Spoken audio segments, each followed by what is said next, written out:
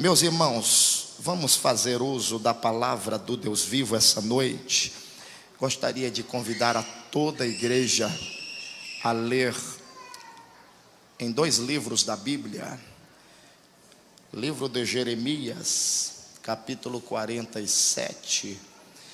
Enquanto você meneia a página de Bíblia, Jeremias 47, eu queria pedir ao irmão do piano para continuar dando um solo ali, que esta noite o Senhor Deus vai nos convidar para uma responsabilidade com a sua obra. E eu gostaria que você ficasse bastante atento para o que vai ser ministrado aqui esta noite. Nós vamos ler em 2 livros, no livro de Neemias e no livro de Jeremias. Eu quero parafrasear convosco esses 2 livros, Jeremias 47 e Neemias capítulo 2. Enquanto você busca na sua Bíblia, eu quero externar a minha gratidão a Deus pela oportunidade de estar aqui mais uma vez ministrando a palavra do Senhor. Quero agradecer ao nosso amado pastor Renato pelo convite, pela confiança e também credibilidade, emprestando essa tribuna para que o nome de Jesus mais uma vez venha a ser glorificado. Ao nosso sacerdote maior, pastor Valci, e os demais obreiros aqui, que com certeza tem colocado a mão no arado e não tem olhado para trás. Eu louvo a Deus pela vida desse ministério. A nossa dama também não fica de fora, né? Irmã Ritinha teve a coragem de nos convidar para a terça. Então eles vão ouvir aqui hoje uma introdução. E terça-feira a gente completa. Amém? Amém. Todos encontraram Jeremias capítulo 47 e Neemias capítulo 2. Quero trazer uma mensagem de reflexão. Ontem, na reunião aqui de obreiro, o nosso pastor falava a respeito do campo missionário. E isso mexeu muito com o meu coração. E Deus falou muito comigo naquilo que vou transmitir ao coração da igreja. Eu tenho certeza que todos que aqui estão serão tocados pela palavra do Deus vivo. E Deus vai nos despertar a fazermos muito mais para Ele do que nós estamos fazendo. Eu creio que a palavra do Senhor vai atingir seu objetivo. 47, versículo 7, a parte A do texto. Quero louvar a Deus também pela vida da minha esposa, dos meus filhos, minha família que está me acompanhando. Minha esposa não pode me acompanhar sempre por razões do trabalho. Ela trabalha ali no centro comercial, no shopping, e sai muito tarde do serviço. Por isso fica difícil às vezes estar junto conosco, mas é serva de Deus e está crente, irmãos. Está crente. Versículo 7, somente a parte A. Vamos lá, repita comigo bem forte. Como podes estar quieta se o Senhor te deu uma ordem? Somente até aqui. Eu vou pedir para os varões, tem varões aqui? Tem homem de Deus aqui? Onde estão os homens de Deus? Os homens de Deus, nós vamos dividir aqui esse versículo em 2 partes. Os homens vão mencionar bem forte, coloca ar nesse pulmão, não envergonha Jesus não, tá, cabra? Tu é macho, então solte o ar que está inserido dentro do seu pulmão e fala bem forte. Você vai proferir como pode estar quieta. E todas as varoas, aquelas irmãs abençoadas, cheias de Deus, tem irmã cheia de Deus aqui? Então você vai proferir, se o Senhor te deu uma ordem, ok? Vamos lá, 1, 2, 3.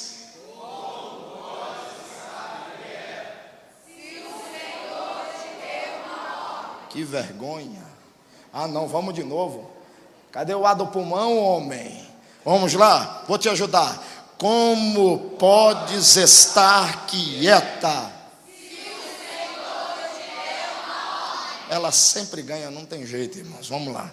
Neemias capítulo de número 2, só parafraseando aqui para você entender.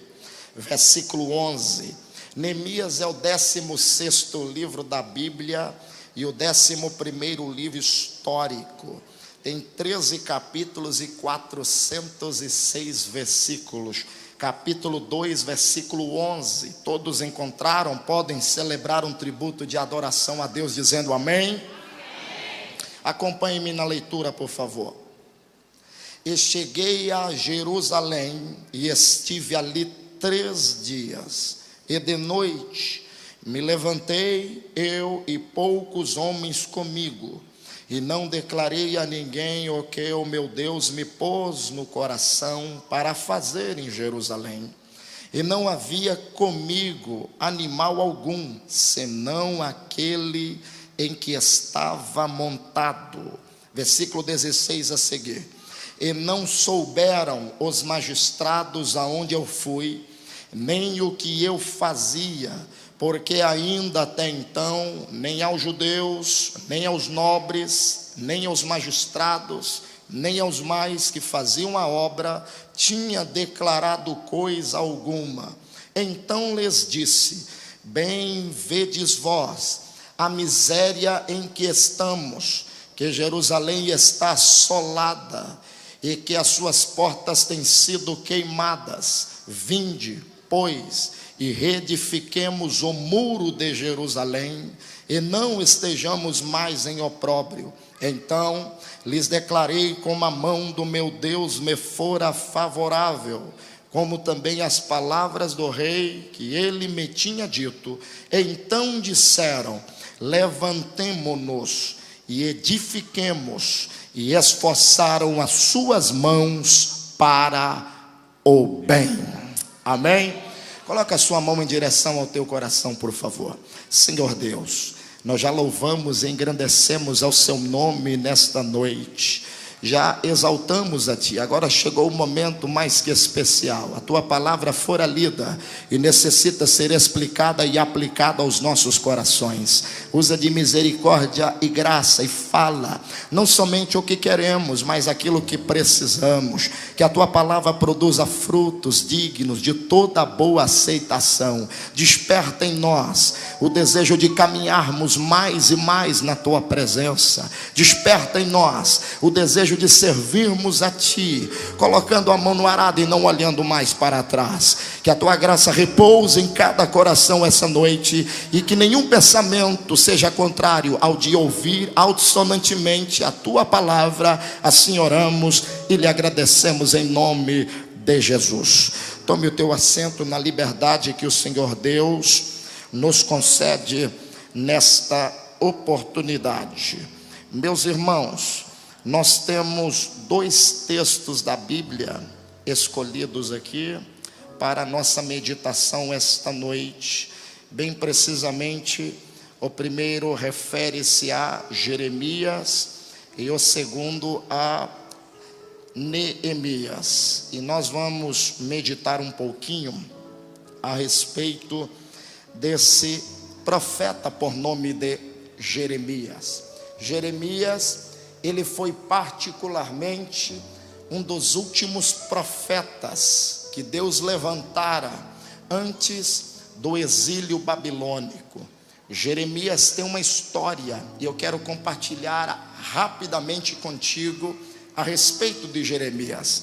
A Bíblia diz no capítulo 1 de Jeremias, versículos 1 a seguir, que diz: palavras de Jeremias, filho de Ilquias, sacerdote dos sacerdotes que estavam em Anatote, na terra de Benjamim. Ora, quando nós estudamos o contexto histórico de Jeremias, nós vamos entender que Jeremias tinha um pai que era sacerdote. Seu pai, por nome de Ilquias, era sacerdote também, descendente da tribo de Benjamim. E obviamente que dentro da sua tradição, o seu pai já lhe estava preparando para que ele viesse exercer ou exercitar o ofício sacerdotal. Dentro da tradição judaica, os judeus, bem precisamente os garotos, os meninos que são de descendência judia, membros das tribos de Israel, lhes fora dado peculiarmente a ordem de aprender a palavra de Deus através de um instrutor. O instrutor era ali chamado de aio, era quem pegava o garoto quando atingia seus 6 anos de idade e o conduzia até os 12 no aprendizado da Torá. A Torá é o compêndio de estatutos, ordenanças, das regras de fé da lei judaica. É um compêndio de 613 leis, estatutos e ordenanças. Então, quando o menino, ele obviamente atingia a idade de 6 anos, um aio lhe conduzia, lhe preparava até os 12. Quando ele cumpria 12 anos, ele era levado ao sacerdote do templo. E o sacerdote lhe faria a tomada da lei. Ele haveria de responder uma prova de forma oral. As perguntas eram feitas pelo sacerdote. E quando o sacerdote visualizava que aquele garoto tinha uma vocação, tinha uma chamada, havia memorizado a lei, então ele continuava com os estudos. Bem precisamente, não eram todos, mas aqueles que não tinham a vocação, aqueles que não haviam aprendido a lei no seu aprendizado de 6 anos, então estes mesmos eram devolvidos às suas famílias para aprenderem a profissão que era exercitada pelo seu próprio pai. Por exemplo, se o pai era um carpinteiro e o filho, quando era experimentado dos 6 aos 12 anos, e o sacerdote identificava que ele não tinha vocação para ser sacerdote, então ele era devolvido à sua família e ele iria aprender a profissão que a própria família exercia. Jeremias tinha mais de 20 anos de idade quando ele recebe a visita de Deus, bem precisamente numa madrugada. Nós vamos entender que quando o Senhor visita Jeremias, Jeremias está quase 100% preparado para exercer o ofício sacerdotal. Jeremias havia sido bem instruído, Jeremias havia aprendido muito bem a lei, o conhecimento, a tradição, os rituais de fé, os rituais, os ritos do culto judaico. Ele já havia sido muito bem preparado. Porém, em um determinado momento, Deus resolve intervir no curso da história. O pai de Jeremias, um sacerdote, sonhou em ver seu filho sendo também sacerdote. Só que o sonho de Deus era outro, pastor Valci. O sonho de Deus era ver Jeremias profeta. E é interessante que quando o Senhor Deus desce na pequena região, na pequena vila de Anatote, onde habitavam os descendentes da tribo de Benjamim, Jeremias vai dar escusas para Deus. Ele vai dizer: Senhor, eu não passo de uma criança, porque para os judeus, até os 29 anos, ele ainda é considerado uma criança. Você observa bem que Jesus foi batizado aos 30. A maioridade em Israel é aos 30 anos. Aqui no Brasil, para os homens, são aos 18. Porém, até os 29, ele ainda não passa de uma criança. Só que o Deus de Israel olha para ele e diz: não diga que tu és uma criança. Quando tu ainda estava em forma de um embrião no ventre da sua mãe, eu já te consagrei como profeta, e as nações eu te dei por herança. Mas Senhor, eu não sei falar. Não diga tu que não sabes falar, porque eis que eu, o Senhor, coloco as minhas palavras na sua boca, e tudo quanto eu lhe mandar falar, tu falarás. Jeremias agora ele é convidado por Deus para um teste de visão. Deus queria ver o que Jeremias está vendo por aí. Aí Deus pega Jeremias, leva para um deserto e vai fazer, e vai mostrar a Jeremias a primeira visão. O que vês, Jeremias? Senhor, eis que eu vejo uma panela de água fervendo. A panela está tombada, com a sua tampa em direção ao norte. É isto que eu vejo.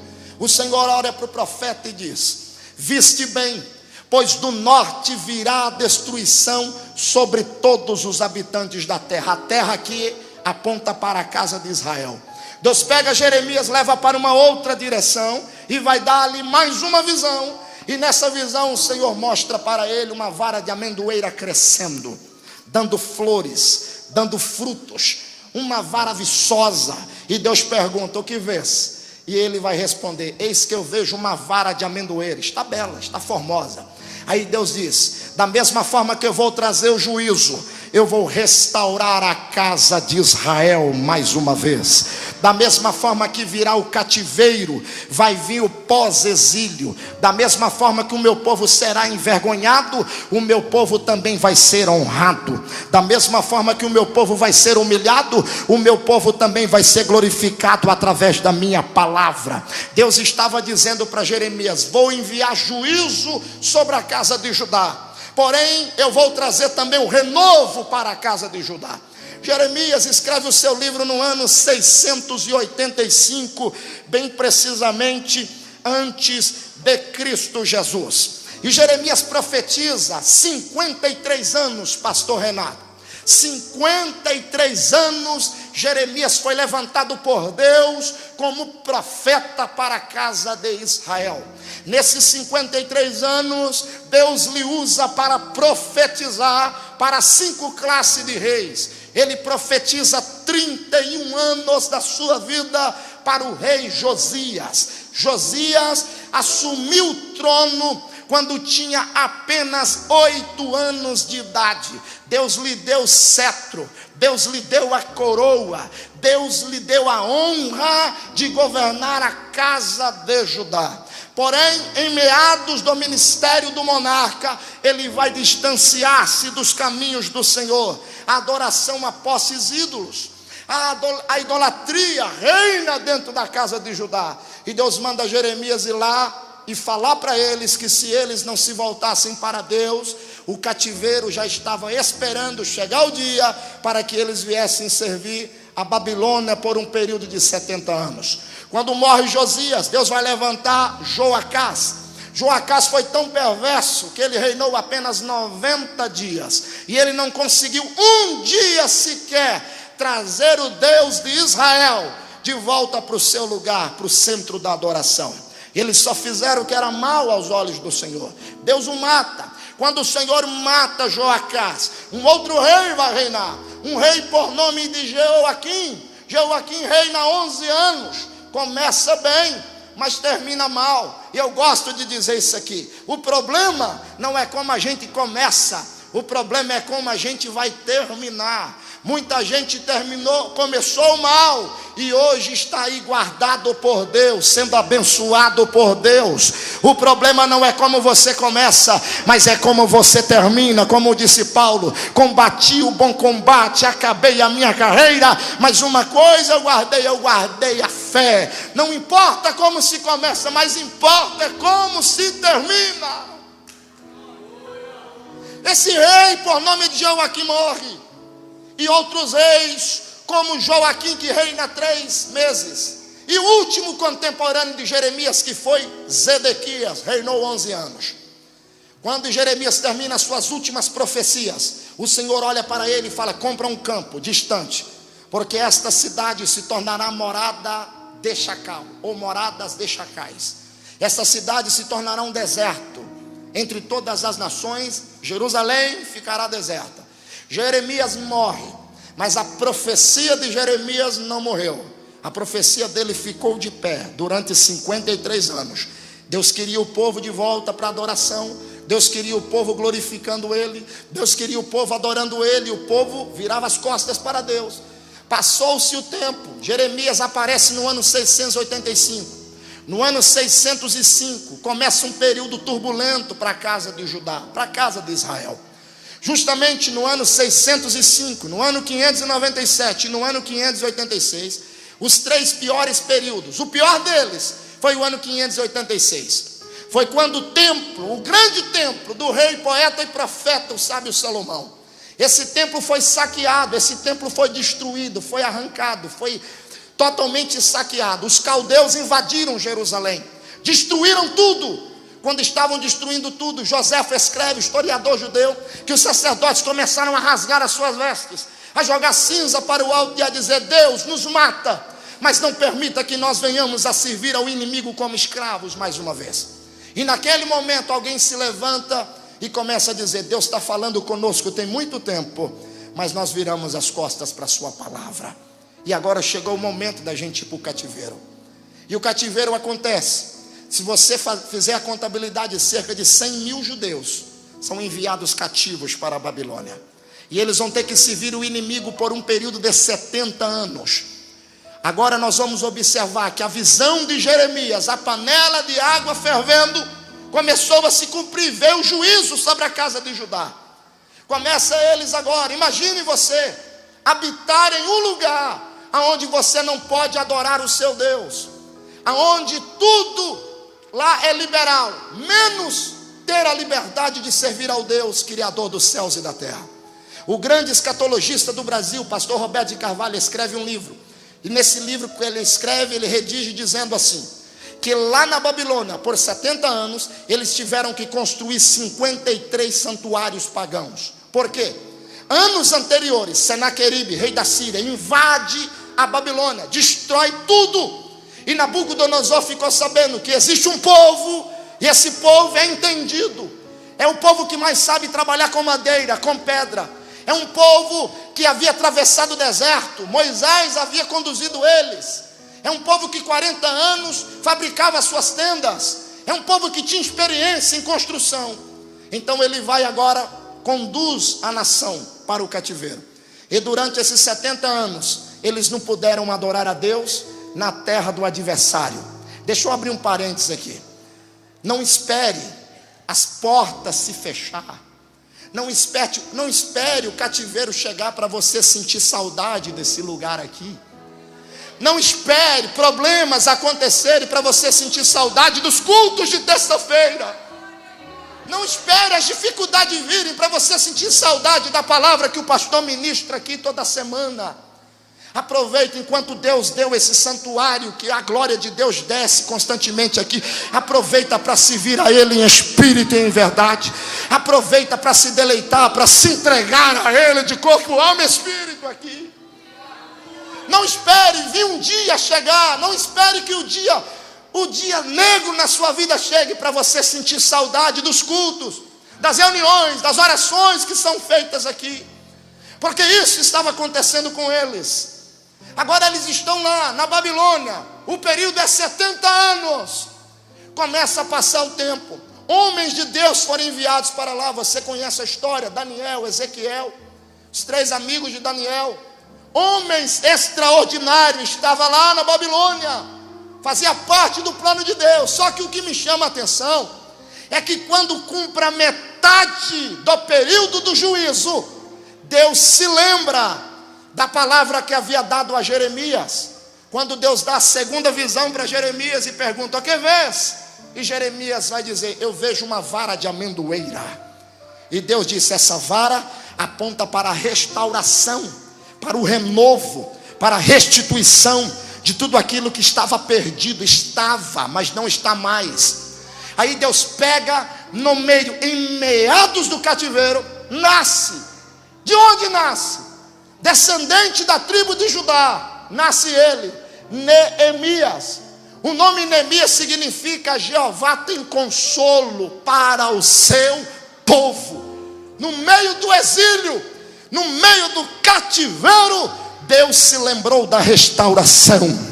No meio do cativeiro, Deus se lembrou que ele deveria cumprir uma palavra que havia mostrado a Jeremias há mais de 100 anos atrás. E agora vai suceder que nasce Neemias. Neemias vai crescer e Neemias vai ser enviado à fortaleza de Suzã. E Neemias vai trabalhar para um monarca por nome de Artaxerxes II ou Longânimo. Neemias se torna governador de 127 províncias dos medos e dos persas. Neemias é o copeiro mor, conhecia a leitura, conhecia o livro, conhecia as crônicas reais. Neemias conhecia a cultura, ele havia se familiarizado por décadas morando lá. Neemias agora, ele se encontra agraciado por Artaxerxes, e Artaxerxes nomeia Neemias. Neemias é o copeiro mor, e dentro de tudo isso, Artaxerxes vai dar 2 grandes privilégios para Neemias. O primeiro, Neemias tinha o privilégio de ser o provedor da alimentação real. O que é isso? Naquela época, para matar o rei, dificilmente, principalmente um rei persa, que tinha cerca de 127 províncias à sua disposição, era difícil uma nação invadir o território e matá-lo.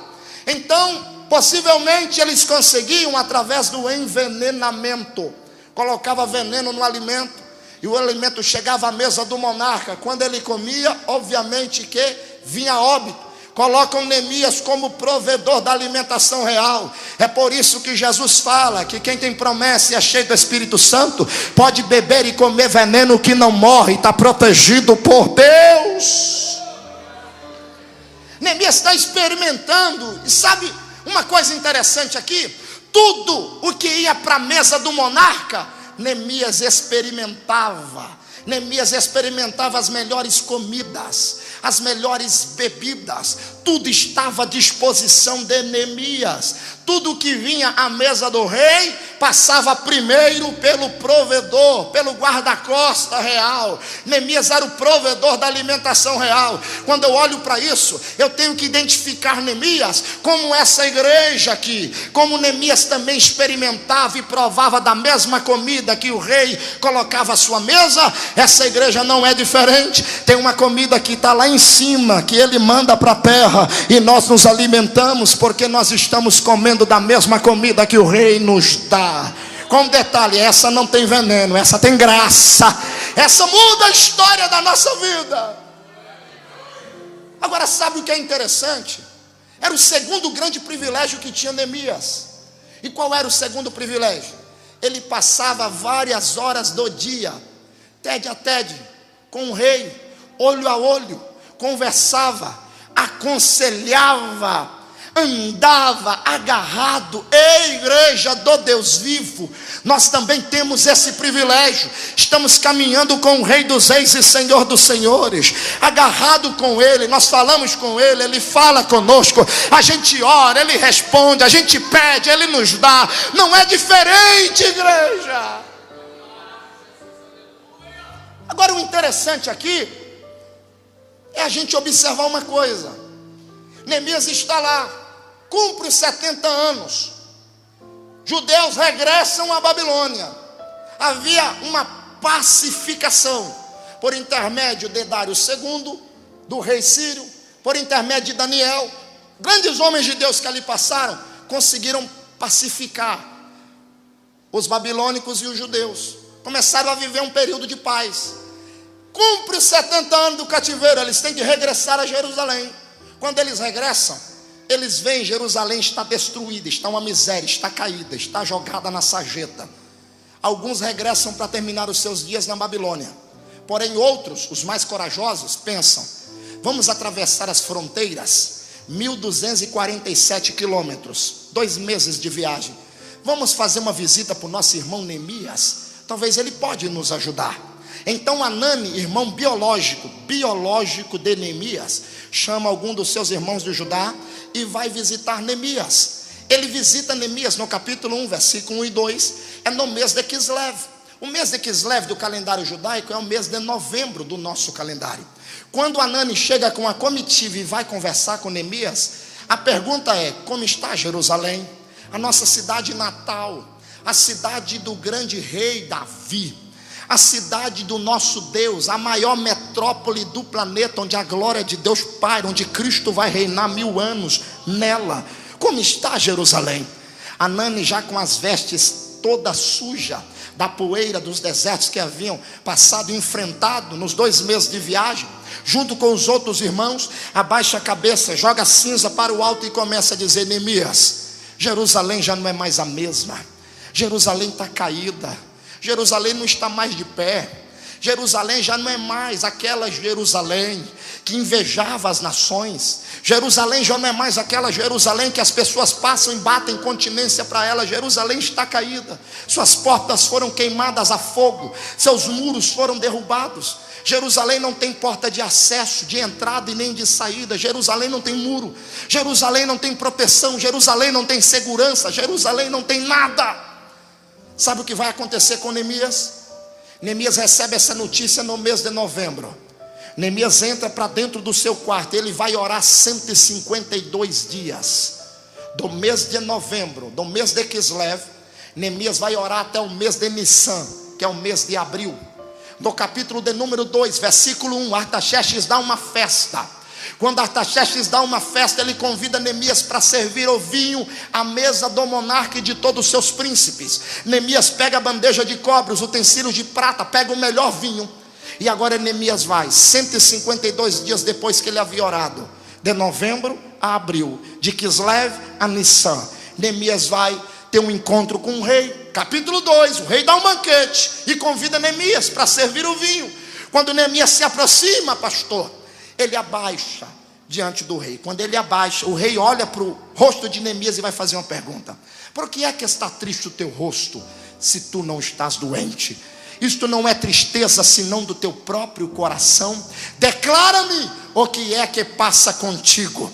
Aí Neemias agora, o rei baixa o cetro, Neemias se coloca de pé, recebe autorização para falar. Neemias vai olhar dentro do olho do monarca e vai dizer o que está escrito: ó rei, se eu tenho achado graça diante dos teus olhos, todos estes anos que eu te sirvo na fortaleza de Suzã, uma coisa somente eu te peço: assine cartas, sele com o teu anel e me dê autorização para passar por todas as províncias e regressar a Jerusalém, porque eu não posso continuar desse jeito aqui, experimentando do bom e do melhor, enquanto os meus irmãos estão na miséria. Eu não posso continuar do jeito que eu estou, enquanto Jerusalém está destruída. Eu não posso continuar comendo a melhor comida, usando as melhores roupas, ao favor do rei aqui em Suzã, enquanto a cidade do sepulcro dos meus pais está no esquecimento, está destruída. O rei olha para Neemias e começa a dizer: Neemias, leve o meu exército contigo, leve madeira, leve o que você precisa, pode levar os carros, cavalos e cavaleiros, faça o que lhe apraz. A Bíblia vai mencionar que Neemias não aceita a oferta do exército do rei. Por que Neemias não aceita? Porque o Deus que eu e você servimos, irmão, ele é caçador de glória. Ele está procurando uma igreja, que igreja somos nós, individuais, eu e você, que vamos dar glória ao nome dele. Se Neemias pega o exército do monarca e reconstrói Jerusalém, a glória não seria para o Iavé, a glória seria para Artaxerxes. Mas quando o texto que lemos diz: quando eu cheguei em Jerusalém, não havia animal algum comigo, senão aquele em que eu estava montado. Sabe o que é que eu aprendo aqui? Deus quer levantar pessoas que estão me ouvindo aqui esta noite. Deus não conta com uma multidão, pastor Renato. Deus conta com um homem e com uma mulher que tem a coragem de fazer o que muitos não estão fazendo: amar a obra, amar os perdidos, amar os caídos, ajudar a levantar aquele que está prostrado. Neemias olhou para a sua vida e disse: eu preciso sair da zona de conforto, eu preciso assumir uma responsabilidade com a obra de Deus. Ei, deixa eu te dizer uma coisa: Deus não está dizendo que é para você abandonar a sua profissão, que é para você abandonar tudo aquilo que você aprendeu, não. Mas Deus está dizendo: seja uma ferramenta de Deus aonde você está. Se você é médico, bombardeie aquele hospital com a graça de Deus. Se você é universitário, leve a graça de Deus para aquela universidade. Se você é professor, ensine os princípios éticos e morais que só aprendemos quando temos Deus na nossa vida. Se você é uma pessoa de influência, você tem acesso aonde muitos de nós não temos. Quando as portas se abrem, entra lá e pregue que Jesus cura, salva, batiza com o Espírito Santo, e em breve ele voltará também. Deus está procurando homens com coração de Neemias. Eu acredito que tem homens aqui. Aonde estão eles? Aonde estão? Agora observe uma coisa, que eu estou caminhando para o fim. Observa bem uma coisa. Neemias rejeita tudo que ele havia conquistado em Suzã. A fama, a honra, a glória, rejeita tudo. Mas ele olha para Jerusalém e ele tem que tomar uma decisão: ou eu termino os meus dias aqui, ou eu marco a história para sempre. Se Neemias terminasse os seus dias em Suzã, Neemias era apenas estatística. Mas como Neemias não terminou os dias de Suzã, mas terminou em Jerusalém, Neemias se transformou em história. Escolhe o que você quer ser: estatística ou história? O que você quer deixar para a geração que virá, se Cristo não voltar até lá? Você quer deixar estatística de que passou a vida inteira e não aproveitou sequer o que disse Jeremias? Como pode estar quieta se o teu Deus te deu uma ordem? O que você quer deixar para a geração futura? Você quer deixar estatística ou você quer deixar uma história? Porque nada muda a história. A história é história, ela vai ser contada. Observa uma coisa: quando Neemias chega em Jerusalém, ele vai dar uma volta na cidade por 3 dias. E nesses 3 dias ele vai encontrar uns companheiros. Ei, Deus não lhe deixa sozinho no meio do caminho, crente. Quando você faz uma aliança com Deus, quando você fixa a sua aliança com Cristo Jesus, Ele vai caminhar contigo. Aos olhos humanos você está sozinho, mas aos olhos de Deus você tem a melhor companhia, aquela que te ajuda, aquela que te sustenta, aquela que te capacita. Agora observa bem uma coisa: Neemias não estava sozinho. Deus providenciou Zorobabel, um governador, e providenciou um sacerdote escriba, Esdra. Aí imagina você, um reformador, um governador e um sacerdote copista da lei. Era tudo o que Neemias precisava. Ei, tudo o que você precisa para fazer a obra de Deus com excelência, Deus já preparou para você. Não precisa se preocupar. Deus tem as pessoas certas. Eu não estou dizendo no aspecto simplesmente ministerial. Eu estou falando naquele aspecto de você se preocupar: como eu vou pregar para o meu patrão, como eu vou falar da palavra de Deus. Leia Salmo 81:10. Abra a boca e deixa Jesus usar a sua vida como canal de influência. Você não está sozinho nessa batalha, igreja do Deus vivo. Você não está sozinho nessa caminhada. Você colocou a mão no arado e Jesus vai contigo até o final. O diabo pode se levantar, mas ele se levanta para cair. Ele sabe que ele já está destronado, destruído, acabado, arruinado e falido. Mas você tem uma vocação, uma chamada, e nesta noite o Deus dos céus manda te dizer: desperta o dom de Deus que há em ti. Deixe e seja usado por Deus. Deixa Deus te usar. O Senhor está procurando pessoas na terra. Neemias chega em Jerusalém, dá uma volta, encontra pessoas, e agora Neemias precisa fazer uma coisa extraordinária. O que é que vai fazer Neemias? Neemias, durante 52 dias, Neemias vai levantar os muros da cidade. Depois que levanta o muro fala da separação. Ou seja, agora não é qualquer um que entra. Tem uma muralha aqui. Do lado de dentro está o povo eleito, santo. Do lado de fora estão os perdidos. Então essa muralha foi construída. Lá no capítulo de número 4 do livro de Zacarias, o Senhor diz: e eu serei para o meu povo uma muralha de fogo em volta deles. Ou seja, tem uma barreira que protege você, tem uma barreira que cuida de você. Vem os ataques do diabo, só que tem um muro levantado em sua volta. Agora entenda uma coisa aqui: Neemias chega em Jerusalém, ele levanta muros, 52 dias, e agora precisa reformar as portas. Deixa eu lhe dizer aqui, coisa simples. De todas as portas que Neemias vai reformar e colocar, 2 delas me chamam a atenção. A primeira porta foi a porta velha, está no capítulo 3. A porta velha, como muitos dizem, não fala da vida velha, de pecado, da vida antiga que nós temos que abandonar. Ela tem um significado. Joséfo fala da porta velha como esta porta é que dava acesso em direção ao templo. Tinha a porta das ovelhas, só que essa porta era uma porta de entrada que levava também na direção do templo. E na frente dessa porta ficavam os anciãos, aqueles de clãs brancas, Os velhinhos, os mais experientes, aqueles que sabiam dar conselhos aos jovens, eles ficavam na frente da porta velha, abriam a Torá e contavam a história do Deus de Israel para todos que passavam. Neemias observa e Neemias vai dizer: 70 anos a história do nosso Deus está caída. É tempo da gente levantar essa história novamente. Então Neemias não vai edificar outra porta, primeiramente, senão a porta velha, que aponta para a palavra. Neemias reforma, ele não troca o molde original, ele faz uma reforma. Ei, Deus até aceita a reforma, mas Deus não aceita substituição. Aleluia.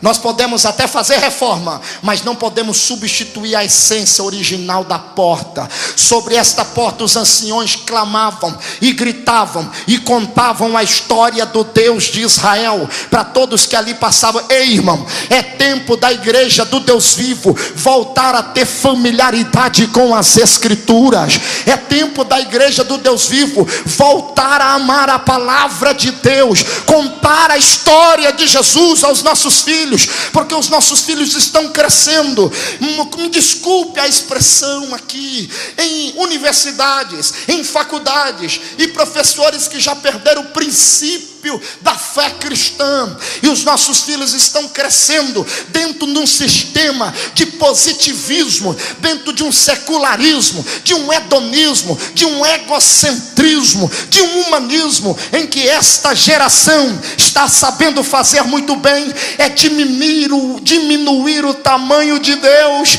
e aumentar o tamanho do homem. Mas eu creio que tem uma geração, a primeira igreja evangélica, Assembleia de Deus de Linhares, que vai fazer quase 80 anos de história. Esta igreja nasceu com esta palavra, vive essa palavra e vai ser arrebatada com essa palavra. Essa palavra produz vida em nossos corações. Neemias vai fazer essa reforma. A história do Deus de Israel volta a ser contada novamente. Só que tem outra porta, termino aqui. Neemias vai reformar a porta do peixe. Diga bem forte: a porta do peixe, porta dos pescadores. Joséfo também fala que esta porta, na frente dela tinha uma pequena alfândega, aonde eram cobrados impostos. Era a porta que entrava os alimentos da cidade. Todo o alimento que abastecia Jerusalém entrava pela porta do peixe. Esta porta era a única das 12 que não tinha tranca pelo lado de fora, ela só tinha tranca pelo lado de dentro. Isto significa que ela só poderia ser aberta por intermédio de quem estava adentro da porta. Os peixes vinham, e a pessoa que estava lá dentro tinha que saber o horário exato de abrir, porque só abria por dentro. Esta porta, ela aponta na vida da igreja a evangelização e o nosso trabalho. Mateus capítulo 4, versículo 18 e 19.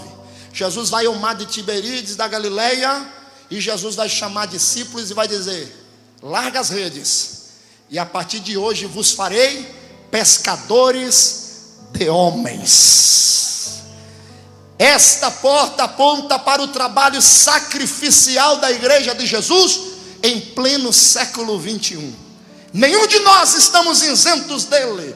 Esta porta aponta para o trabalho que nós devemos exercitar diariamente, constantemente, para que o reino de Deus cresça a cada dia.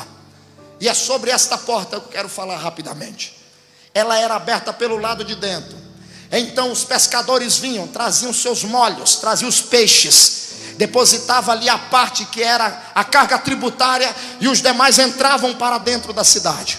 Só que no detalhe é o seguinte: o peixe aponta para as almas, o peixe aponta para os pecadores. Se a porta só era aberta pelo lado de dentro, isto significa que Jesus não deu a mais ninguém a não ser a igreja, a chave que abre a porta da evangelização. Se a igreja negligencia, se a igreja não obedece, se a igreja não abrir, não tem como os pecadores virem aceitar a Jesus como Senhor e Salvador. Se a igreja não conscientizar que é preciso evangelizar, Linhares, cerca de 180 mil habitantes, se eu não estou enganado, 35% da população conhece e serve a Jesus. São 62 mil habitantes, 117 mil ainda estão vagueando por aí, sem ter condições favoráveis para servir a Deus. Ele só está esperando eu e você para lançar a rede e pescar. E quando a gente lançar a rede e trazer, esses bancos não ficarão mais vazios, porque o nome de Jesus vai ser glorificado. É missão nossa. Se coloca de pé. É missão nossa. Vira para quem está do seu lado, diga para ele: evangelizar Linhares. Diga para ele, para ela: evangelizar Linhares é missão nossa. Diga assim bem forte, diga: Deus, eis-me aqui, Deus, ajuda-me a evangelizar esta cidade. Ei, 2017 está apenas começando. Deus pode usar a sua vida como uma ogiva nuclear, como uma bomba atômica, como um dínamo, para explodir com o inferno e o nome do Senhor ser glorificado. Eu pregava na Romênia. Eu gosto de falar pouco de mim, mas morando 6 anos na Espanha, 17 países na Europa ministrado, eu morava na Romênia. Preguei na Romênia, melhor dizendo. Eu estava em Madrid, telefone toca, vou para Bucareste, marcado, mês seguinte. Viajei a Bucareste, pastor foi me buscar, voo atrasa, e eu precisava chegar no horário no culto, porém, não tinha condições. Por mais que o pastor acelerou, não dava. Vamos pegar um atalho, filho. Vamos passar por uma região aqui, você vai visualizar muitos mendigos, literalmente mendigos. Só que nós não vamos poder parar o carro, porque é perigoso assalto, é perigoso esses mendigos nos roubar. Eu não estava entendendo muito bem, obedeci o sacerdote, como sempre, e fomos. Quando descemos a uma região, terra árida, batida, terra de chão batido mesmo. Daqui a pouco ele disse: está vendo embaixo? Lá que nós vamos passar. Está vendo eles atravessando a rua para lá, para cá? Está vendo as cabaninhas? Muitos mendigos. E ele passa. Quando ele passa, Jesus falou literalmente comigo: para o carro. Eu falei: pastor, Jesus está mandando parar o carro. Meu filho, se a gente parar, nós podemos ser assaltados ou roubados. Aí eu brinquei com ele, mas virou profecia, irmão. Falei: pastor, quando eu não era crente eu tinha esse medo, um temor, mas eu aceitei Jesus, o temor acabou. Para o carro.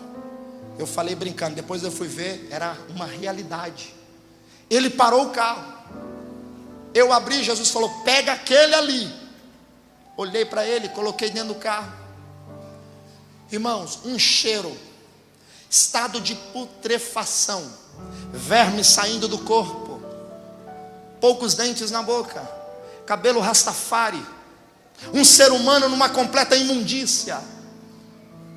Fomos à igreja, chegamos lá, até eu entendo, pastor, é entendido isso aí, não questiono.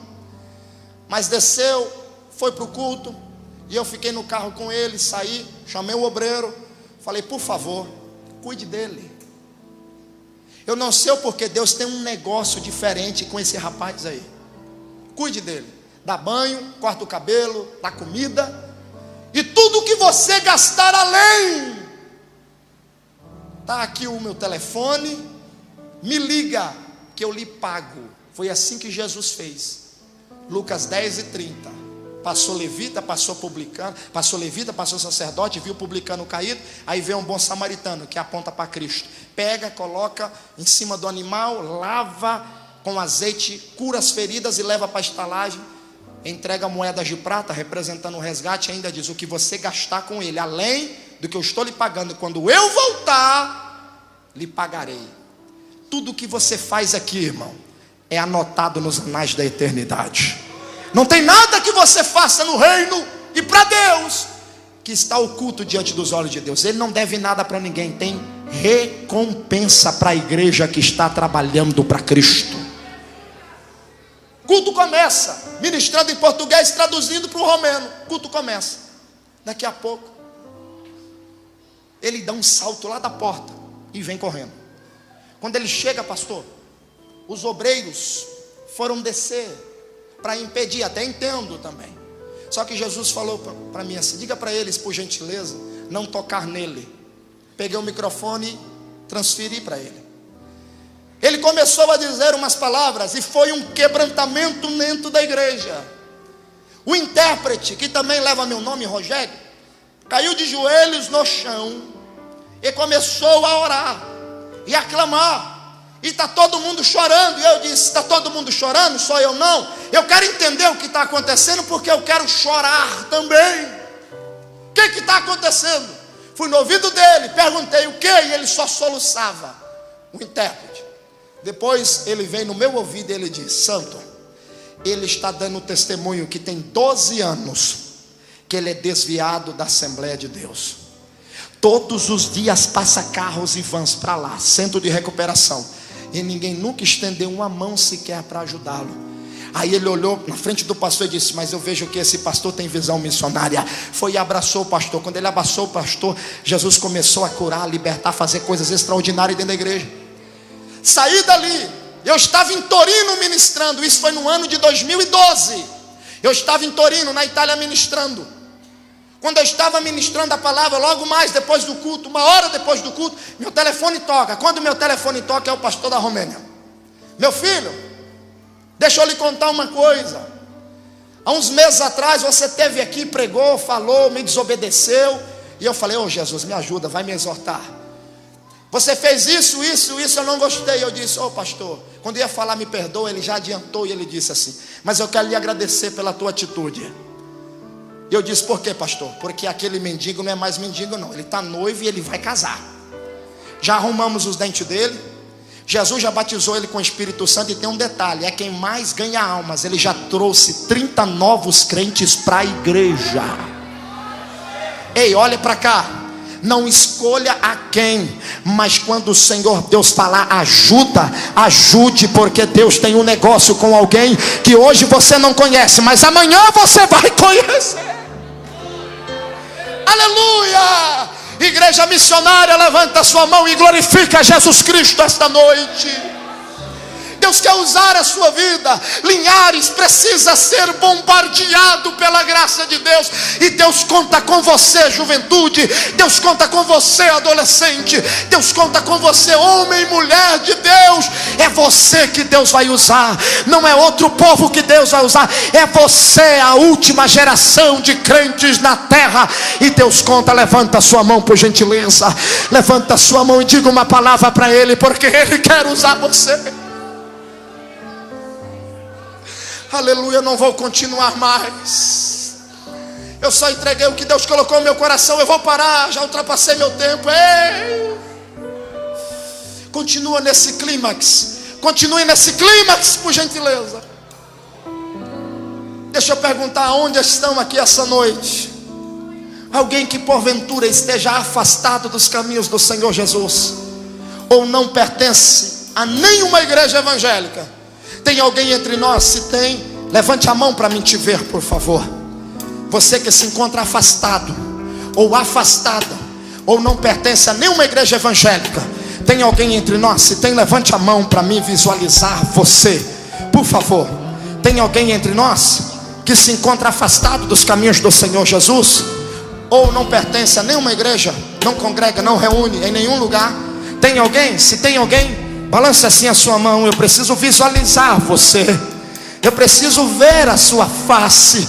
Aonde está? Tem alguém aqui desse lado que não pertence a nenhuma igreja evangélica? Ou aqui? Todos aqui servem a Deus. Não tem nenhum afastado aqui. Se tiver um afastado, balança a mão para mim te ver, por favor. Eu queria fazer um convite para você, crente. Você que quer somar no ano de 2017, dentro da visão do pastor, dentro da visão do ministério, para ganhar mais almas, para ganhar mais vidas. para crescer mais. Você que quer colocar a mão no arado e dizer: Senhor, usa minha vida extraordinariamente esse ano de 2017. Só os que querem, saia do seu lugar e venha à frente desse altar, por gentileza, em nome de Jesus. Jesus conta conosco, Jesus conta conosco, aleluia. Deus vai cumprir o desejo do coração do sacerdote. Deus vai cumprir o desejo do coração da sacerdotisa. Você que quer deixar Deus usar você esse ano para ganhar almas em Linhares, ganhar vidas, trazer pessoas para aceitar Jesus, saia do teu lugar e venha, venha, venha.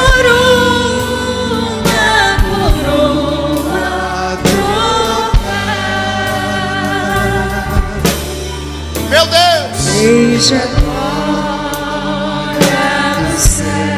olha que coisa linda, Jesus.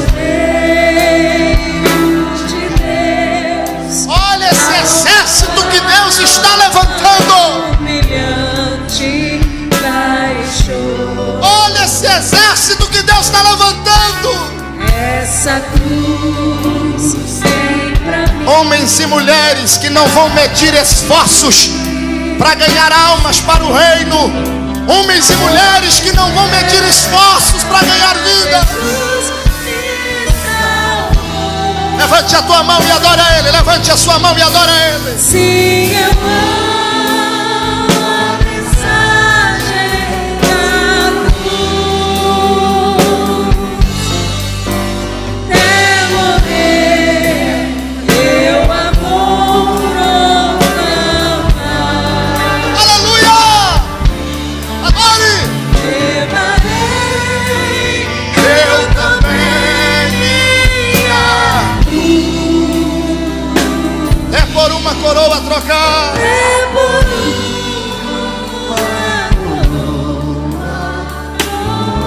Segure aí, coral. Continua solando baixinho, segura aí. Todos estão visualizando essa criança aqui? Todos estão conseguindo visualizar ela? Olha o que Deus está fazendo aqui, irmão. Lá na Itália, no Congresso de Missões, aconteceu uma cena que marcou a história dos pastores. Na hora de recolher a oferta missionária, foram passando os gasofilaços em volta do ginásio. Só que lá na Itália foi uma menina, uma garotinha de 4 anos. Você tem quantos anos? Seu nome é? Cauã. O nome dele é Alan, ele tem 6 anos. Quando os obreiros estavam passando a salva para ministrando a oferta missionária, recolhendo a oferta com os gasofilaços, uma menina de 4 anos aproximou-se, pediu: obreiro, abaixa a salva. E o obreiro, sem entender, abaixou a salva. E ela disse: abaixe mais. E o obreiro abaixou a salva até no chão. Aí a menininha colocou a perna esquerda dentro, colocou a perna direita e disse: eu não tenho dinheiro para dar para a obra missionária, mas eu tenho a minha vida para doar para Jesus. Será que ele recebe? Olha quem está aceitando Jesus aqui. Com 6 anos, rapaz, você cuida que eu te jogo lá embaixo.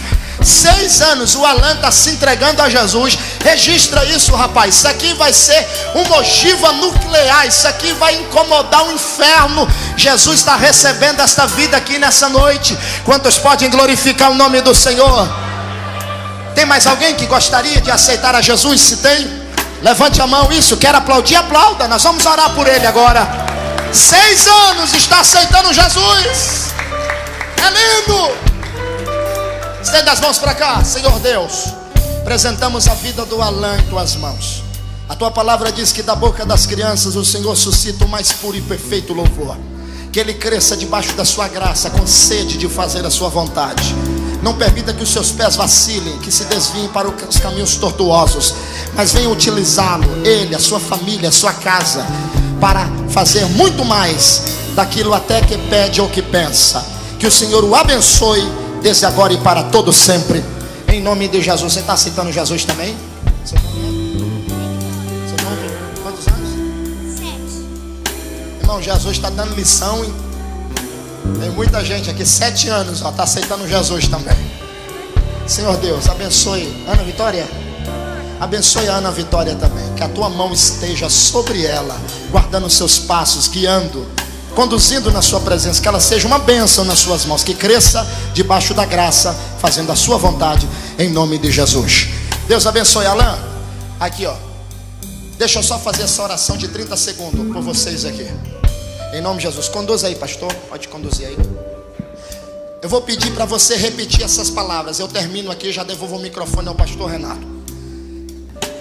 Repita essas palavras bem fortes. Senhor Jesus.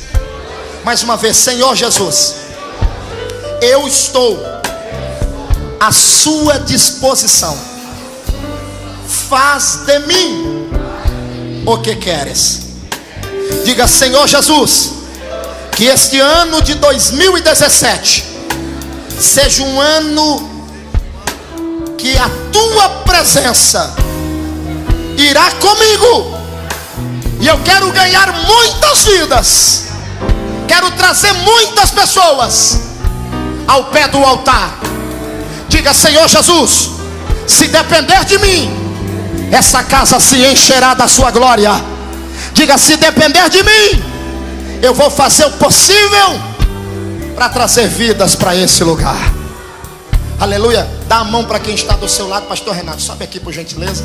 Segura aí que o pastor vai finalizar segundo a vontade de Deus, o que quer. Deus abençoe. Glória a Deus.